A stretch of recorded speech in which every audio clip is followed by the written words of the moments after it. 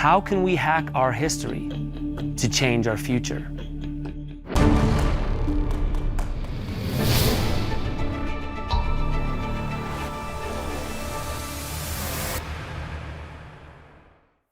So I'm going to start you with a quote from Socrates. He said, "The secret of change is to focus all of your energy not on fighting the old, but on building the new." So our eyes are set towards the future and not focused on all the obstacles of the past. We've been told by modern science that the brain that you have at birth is going to be very similar to the brain you have when you die. At a certain age, it stops building itself, new brain cells stop being created, and if you have an issue or an injury in your brain, it's permanent. So we've been told this for decades, and we've believed it up until now. Now enter the new paradigm, the new science of neuroplasticity. Neuroplasticity is the ability for your brain to change its structure, its neuronal connectivity. And the reason why this is beautiful, by changing your brain, by hacking into that process of neuroplasticity, we can literally have a brand new brain that serves us in the way that we wish to move forward in our lives. Rather than taking all the baggage with us from our past, we can change, we can move forward, we can be a brand new human. So let's take a look at the history of neuroplasticity.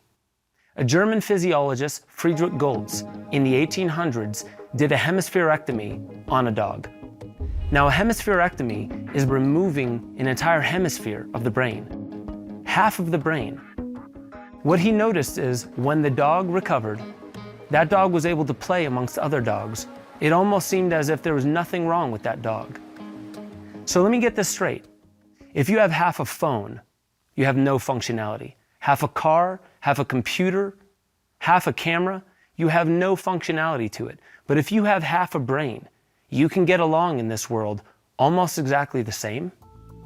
John Freeman at Johns Hopkins University, he was a neuroscientist that saw many of these cases of hemispherectomies. And he's quoted as saying, "One was a champion bowler of her class, one was a champion chess master of his state, and others are in college doing very nicely." This boggles the mind to think about, that even after having half the brain removed, you can still go to college, do well, become a chess master, even a champion bowler. But injury is not required for neuroplasticity to spark up. And we will see in this series, Steps Away from the Future, that even people who have not incurred damage still have these amazing gifts that can happen inside their brain. 377,149,515,625. Rudiger Gamm isn't autistic, but he has savant syndrome, which has given him the opportunity to show his extraordinary capacities in calculus on television. To try to understand Rudiger's method, researchers have used a very efficient technique of neuroimaging. Positron emission tomography. 4648. Thanks to radioactive markers, we can visualize the cerebral zones that are activated when Rudiger does complicated calculations mentally. 1944. Now let's do the same experiment with this young guinea pig who isn't a whiz at math like Rudiger. So, where's the difference? The analysis of the results shows that Rudiger uses an additional memory space, his long-term memory. On the contrary, when we do a calculation, we store the intermediate results of our calculations in a small memory space used for work, called our short-term memory. Thus, Rudiger benefits from a bigger mental pocket that has greater storage capacities, which benefits his accomplishments. 170.526. If you prefer, the mental calculator has the same brain as us anatomically, but he uses it differently. So I think one of the keys in Rudy Gogam's case is the fact that he has the same brain, the same hardware as any of us, but he uses it slightly differently. Let's take a look at some memory games, things that we've been told can boost our brain power, boost our memory and our cognitive performance. Dr. Michael Merzenich said, the way to actually use these games in a way that will boost your memory and boost your cognitive performance is by upping the challenge level. So if your skill level is here, simply by boosting the challenge level, you'll actually begin prompting neuroplasticity. So giving yourself a time limit in a crossword puzzle, or trying a challenge that's a little bit outside your comfort zone. This actually allows for the brain to strive for something more. Professor Don Vaughn from UCLA, along with many of his colleagues, created an app called Chatterbaby. This app was created for deaf and blind parents that are having trouble connecting with their child. So what they found was that with acute training, the deaf parents that could not hear the nuances of their baby crying, that gave very rich and valuable information with what's wrong with their child or what their child needs, they were able to focus on what they were seeing, the body language, the facial expressions. And in their mind's ear, if you will, they were able to hear the sound that they were missing. Conversely, the blind parents that weren't able to see the body language, but were able to hear just fine, were then able to tap into what they were hearing, all the nuances of it, the cries, the chatter that their baby displayed. And in all those nuances, it would translate into the visual cortex of this blind parent. So in the mind's eye, they were able to see, and in this way, they were able to connect with their child in much more of a beautiful way. This is just one of the many examples of how neuroplasticity is truly remarkable in allowing for certain impulses to translate themselves into what's missing in our lives. What are the actual conditions that prompt our brain to restructure itself? The first one is attention. The second one is the duration of your attention and the intensity of it. How deeply you're actually focusing on what you're looking to focus on. The next one is constraint and immersion, meaning if you can constrain your focus and leave out all the distractions, all the things that'll pull your attention away, constrain your attention into what you would like to focus on and immerse yourself in that one little aspect, then this is a condition for neuroplasticity as well. And the final two are imitation and visualization. Let's actually give another example.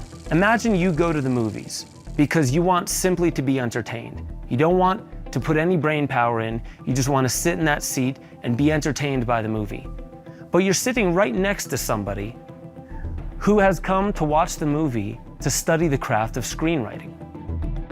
So they're sitting there from the same vantage point, watching the same exact movie, but their brain will prompt neuroplasticity because they choose to learn. They focus their attention on very unique things that they would like to learn. So they set the framework for neuroplasticity, whereas you, sitting in the very next seat, just wish to be entertained, so no neuroplasticity pops up. So now I want to show you an episode of The Science of Happiness, New Neural Pathways with Ashley Sargent. Your type of mind, my type of mind, used to be able to hide behind that idea of, oh, it's too late in my life to start meditating, or some of my, thought patterns are just so deep, there's no way I'm going to change them. And actually science used to kind of go along with that, with this idea that after actually like 9 years of age, it's kind of downhill and we're actually degenerating in the brain. But neuroscience now, and particularly a branch of neuroscience called neuroplasticity, shows us that actually new neural pathways are able to be created throughout our entire life. That being said, it's like what we're actually able to do is to create new patterns and new habits of thinking of the way that the brain works whenever we want. growing new brain cells is a process called neurogenesis. And this is very important to us because many of the modern lifestyle stressors, the pollutants, and the things that we engage in on a daily basis damage our brain cells. So if we are now realizing that we are able to create new brain cells, that there are ways that we can actually generate this new neural structure, then we have the power to completely rebuild and completely restructure our brain to better serve us moving forward on this path. We know now that novel and functional forms of movement prompts neuroplasticity and neurogenesis later in years, no matter how old you are. We know that foods like blueberries and chocolate, that high-intensity exercise and aerobic exercise can prompt neuroplasticity and neurogenesis. There are more, but let's just stick with functional movement and novel movement. Functional means the biomechanical way that your body was designed to move with nature. Novel means new, unique ways that your body can move, perhaps was even designed to move, but it doesn't. And by doing these things, that's when we start to notice this pickup of neurogenesis and neuroplasticity inside the brain. These things actually strengthen the mind-body maps. And what a mind-body map is your mind being able to know exactly where your body is in space and time and feel confident that if it gives a command, your body can execute that perfectly. But to be fair, I want to balance the conversation here. Greg Downey, he's an anthropologist and the co-author of a popular blog, Neuroanthropology. He says, "I've seen tremendous exaggeration. People are so excited about neuroplasticity that they talk themselves into believing anything." So yes, Greg is very right. This is a natural human condition for us to exaggerate, to extrapolate meaning from what we hear, to go beyond what the data is showing us.